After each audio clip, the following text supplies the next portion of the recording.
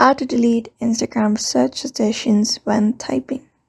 Hey everybody, welcome back to our channel. In today's video, we will be guiding you on how to delete up your Instagram search suggestions when typing. So without any delay, let's just jump right into the video. For that, you need to open up your Instagram, and once you are logged in, head over to your profile by tapping on the bottom right corner and you will be led to your profile page. So the next step is go ahead and locate this hamburger icon at the top right corner. Just go ahead and tap on it. And under this settings and activity, look for your activity, this one right here in the middle under archive. Just go ahead and tap on it. Once you're here, scroll down and go to recent searches. Well, you will be finding your searches. Go ahead and tap on it. And what you need to do is simply cross out, and that will delete the Instagram search suggestions.